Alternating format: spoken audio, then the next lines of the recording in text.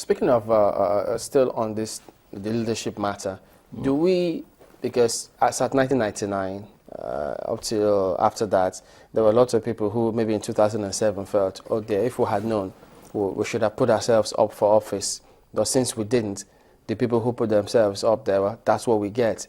So do you see that changing? The professionals, those who think they can do certain job in politics, or those who think they have something to offer, are they putting themselves up for those kind of positions to change or affect leadership positively for the people? Well, I also hope they will be putting themselves up. But unfortunately, between me and you, you know the conditions in Nigeria as to how you can come about becoming an aspirant, and then you end up becoming the candidate of a party. So for professionals, it is really out of the way. For me, I should say this present system of governance is expensive. We don't need it. We need representative really at the state level and at the national level, but we have to, first of all, make it a non-attractive office in a way. We have to change the rules. We have to have a job, or probably make it what we call a part-time duty, whereby it is not as if your whole life depends on what you are making. I think the offices, the political offices now are too attractive for people, and it has become so competitive that professionals may not want to. For instance, I will tell you, I can never be a governor. Why? Yeah, I've seen governors work, and I know it's a very tough work. Very, very difficult to please people. What if your constituency call on you? Well, I'm lucky now, I'm an Oba, so I'm not likely going to be called to come and become a governor. Doesn't that set you up for, say, we've seen what you can do here, why don't you take it one step or two? No, definitely, it's against the tradition now. As an Oba, you can no longer practice. I used to be a council chairman. I know what it took me, go through the term, and then I work closely with governors, and I know that it is not an easy job. Anybody who is a governor, you have to really give him credit. So for me, I can understand why some professionals are being reluctant about leaving their jobs to go and aspire for political office. But when the time comes, really, I still believe that, for instance, if you ask me, I look at somebody like Dangote, successful businessman. When you look at Ukraine now, you have a very successful businessman as their president, Poroshenko. So maybe we should encourage such people to become president. Then maybe we can begin to see a little bit of action, because they will not be going in there to put resources in their pockets. Let's even look at the youths coming through to leadership. I mean, today happens to be your birthday. You're older than the country. You've seen lots of young people at different ages and different time. Even in your community, they come to you. What kind of communication do you get from them? Because every now and then you hear people say the youth are leaders of tomorrow. They are perpetual leaders of tomorrow. But the leaders who we have today, some of them, if not most of them, in the positions that they were at that time, they were a lot younger than they are willing to give people opportunities for these days, the young ones. I've had this repeated several times by other people. How can the people who are in the offices now give the young ones the chance unless they aspire to the offices? And that's a fact. The young people, the youth so-called, have to really make up their mind. I think we need another situation where youth can have a national conference, if we can call it, and then make up their mind that they need to take up the leadership mantle. But it's not just age. There has to be experience as well, and there has to be acceptability all over. And when I spoke about Dangote now, Dangote is not an elderly person, he's still a youth, in a way. But he's worked very hard, he's made his money, he's practically invested all over the nation, he has investments all over the nation and beyond Nigeria.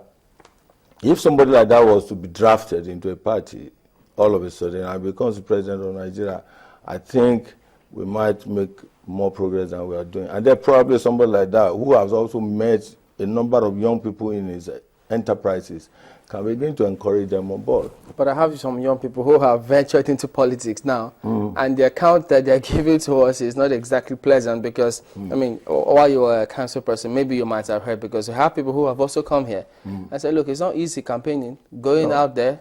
You have to have your bag of money, and most time they tell you, look, my friend, is it grammar, junk on there before you go, and those kind of comments, as they say in local parlance. It is the posture that we have given the people.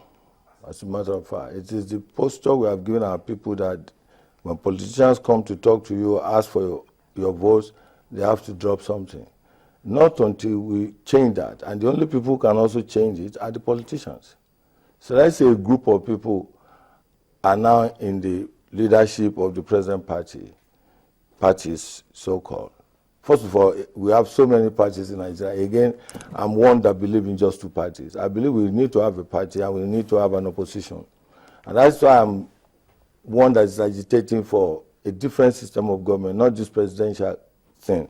What type do you have? You know, we need to look back at what we had before Nigeria, when we had a premier and a prime minister, where we have people elected not just because of partisan, but to go and represent each part of the nation. Similar to proportional representation. Yes. So when we begin to have that, there may be somebody like him or another. I don't want to be mentioning names here, but I know quite a number of young Nigerians that are dedicated, that are headed financial institutions, communication institutions. You know what I mean? And such people have worked very hard. If you go to talk to such people, it is because of the present practice in government that they will tell you no. Just like I said, that I don't think I would love to be holding a political office. I was going to ask you quickly, I mean, even though when you were talking about holding political office, you say that the office right now is attractive, you say the work is very difficult. But, you know, people still go anyway, you know, perhaps maybe because it is attractive. Chimling asked you a question earlier as to how have you found Nigerians? Are we a people easy to please? Or do we demand more? I mean, I'm hoping that this will be where you can help us with the experience as a traditional leader when you're trying to sort out differences. Are we easy to govern or are we difficult?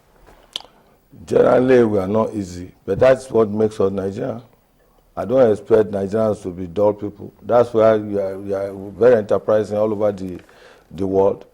In Britain, when you are accosted by an official and he asks you and you say you're Nigerian, if it's one of these policemen, he will open up his antenna because he knows that the average Nigerian is very smart. So for me, we are very demanding, that's true, and I think we are doing very right, and that's one of the reasons why even we have a little bit of sanity in governance. So you see that even in traditional settings, do you? Oh yes, that's true.